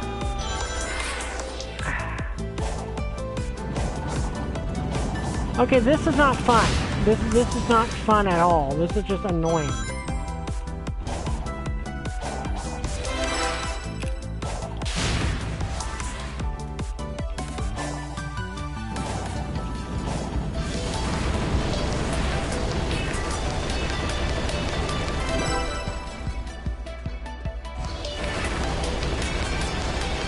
Okay, on that one I can just jump into. Okay, so that was honestly more frustrating than anything. I don't know if I'm... Okay, we're going to do it again, but I got all the red rings, so that's not...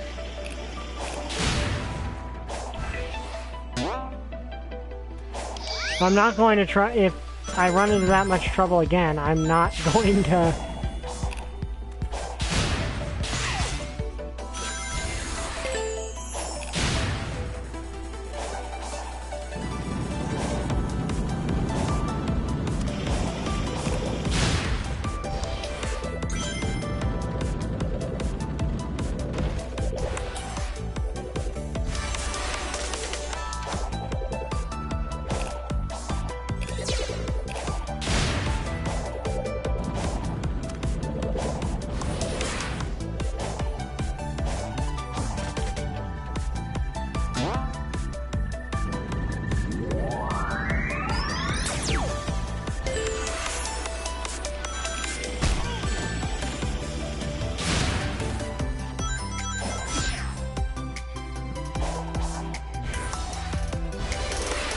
And this is a beautiful level, and I was having a lot of fun until that happened.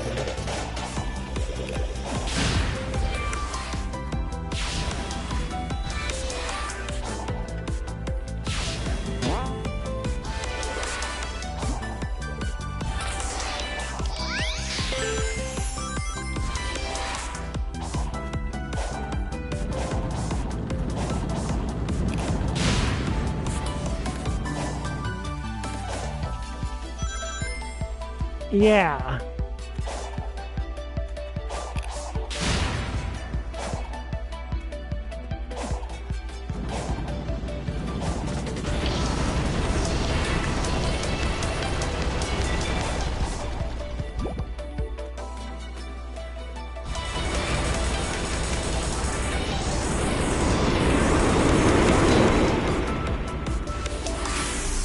There we go. And yeah. Okay, once going through it in the way that you were supposed to, I'm not going to go through that a third time. But okay, that was a lot more fun.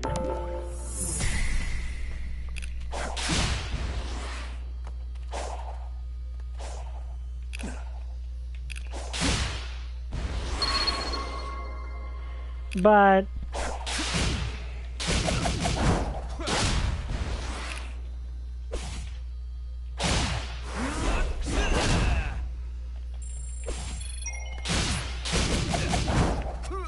okay, well, there's more keys, so I think we've probably got enough. The ones all we need, we just need to finish story progression to unlock the rest. But we still have to find a way to get up to the yellow Chaos Emerald.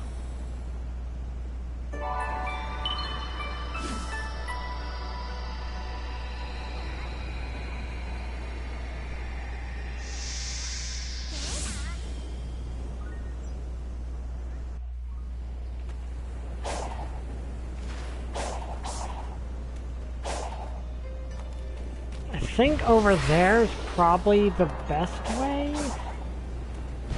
Question is, how do I get over there?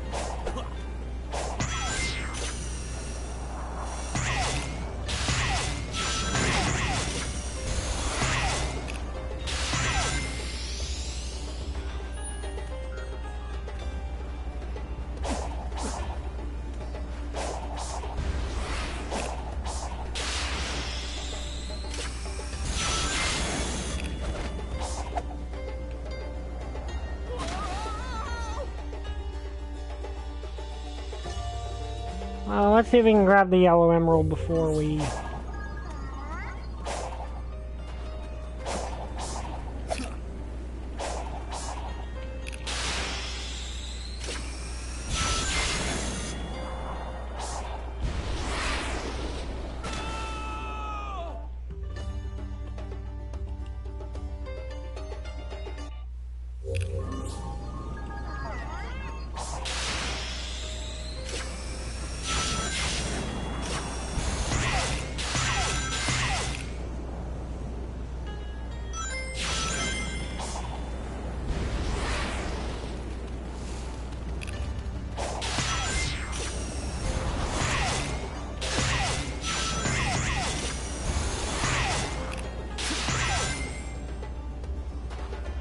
Now, what am I supposed to do here?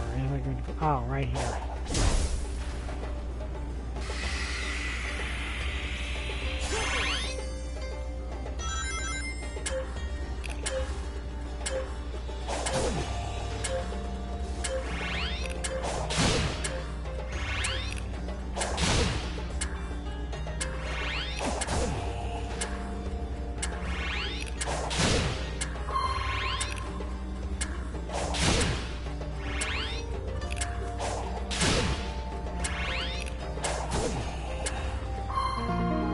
There we go.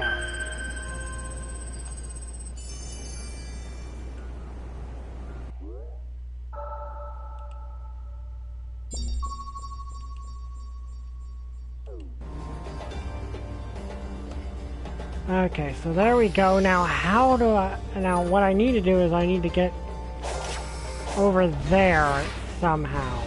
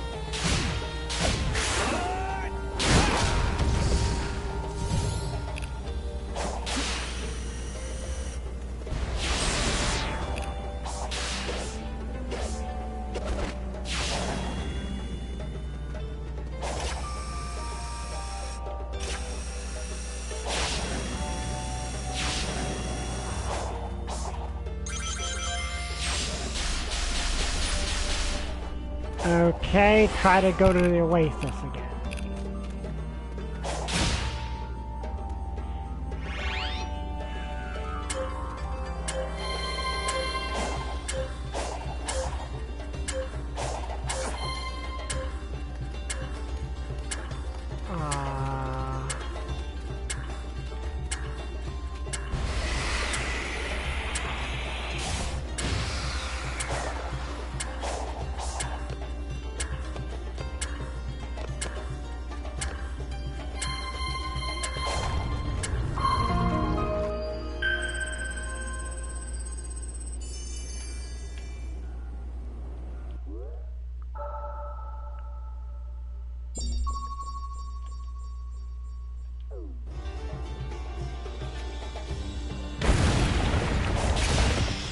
The question is, how do I get back to the oasis?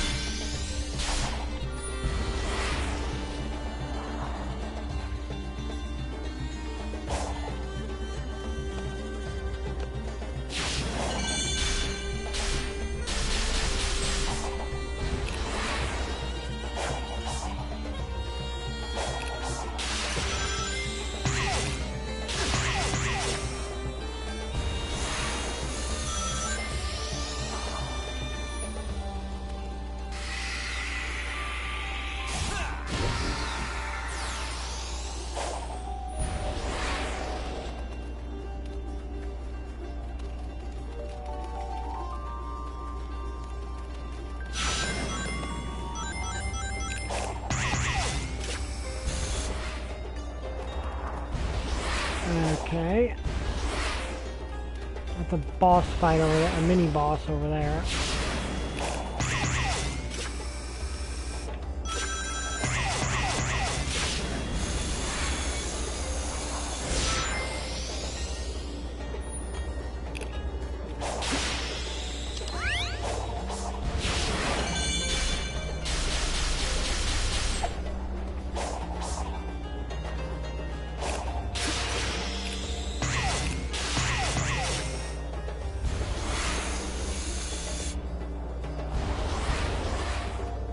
Clearly, okay, so...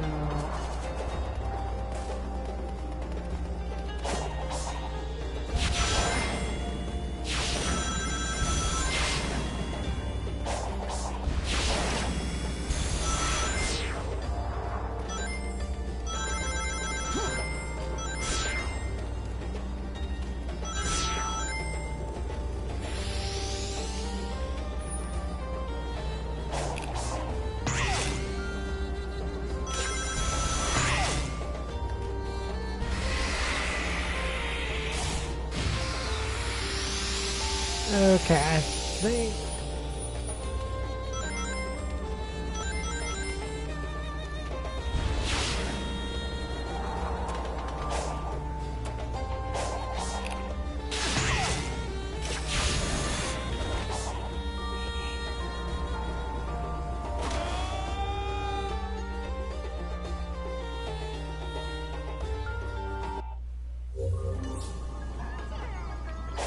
The side chat, yeah, I'm definitely gonna do that.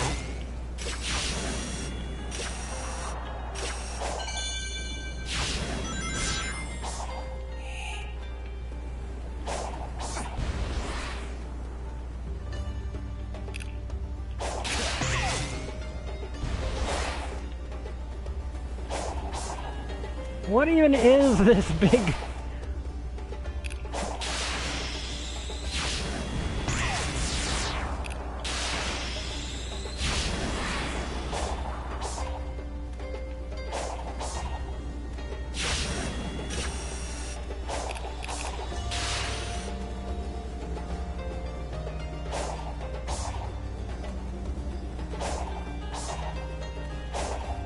Is this even taking me the place I think it's taking me?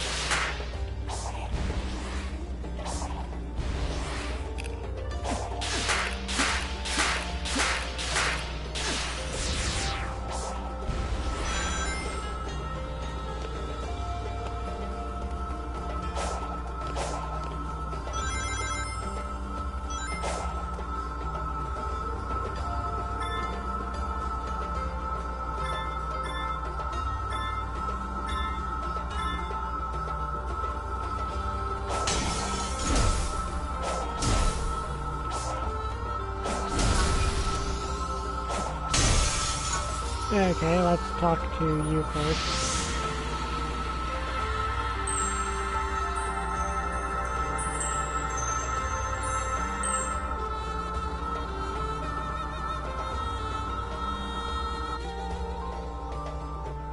What do you think of the weird spires being used to contain the Chaos Emeralds?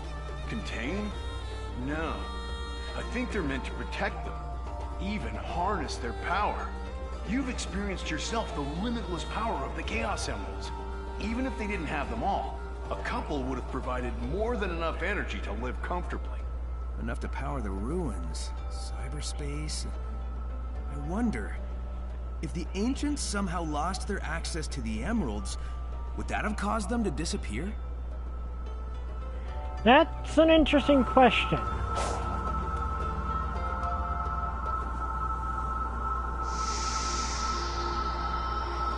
Excuse me.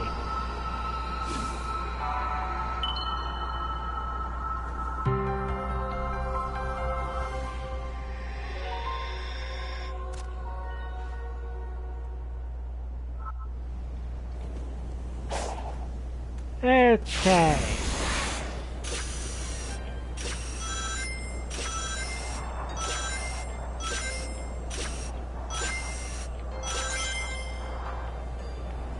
Well, that seems like a good place to end it. I hope you guys enjoyed this video. If you did, like, comment, subscribe. See you guys next time. Bye! I still don't have a catchphrase.